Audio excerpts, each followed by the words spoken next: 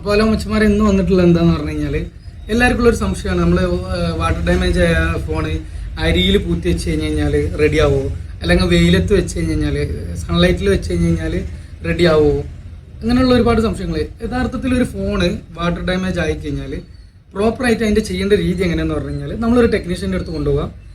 അതിനൊരു board clean ചെയ്യാനുള്ളൊരു chemical ഉണ്ട്, 530 എന്നാണ്. ഈ കെമിക്കൽ ഉപയോഗിച്ച് അത് ക്ലീൻ ചെയ്യും. ക്ലീൻ ചെയ്തതിന് ശേഷം നമ്മൾ ഒരു ഹീറ്റർ ഇട്ട് കറക്റ്റായിട്ട് എന്ത് ചെയ്യും, ബോർഡ് ഹീറ്റ് അടിച്ച് നല്ല ഡ്രൈ ചെയ്ത് ഡസ്റ്റ് ക്ലീൻ ചെയ്തുകൊണ്ട് നമ്മൾ റിപ്പീറ്റ് ചെയ്ത് യൂസ് ചെയ്ത് കഴിഞ്ഞാൽ പ്രശ്നങ്ങളൊന്നുമില്ല. പക്ഷേ ഇത് എത്രയും പെട്ടെന്ന് ചെയ്യണം. ഉദാഹരണത്തിന് നമ്മളെ ഫോണ് നമ്മൾ വാട്ടർ ഡാമേജ് ആവുന്ന സമയത്ത് അതിൽ ബാറ്ററി കണക്റ്റഡ് ആവും ബോർഡിനായിട്ട്.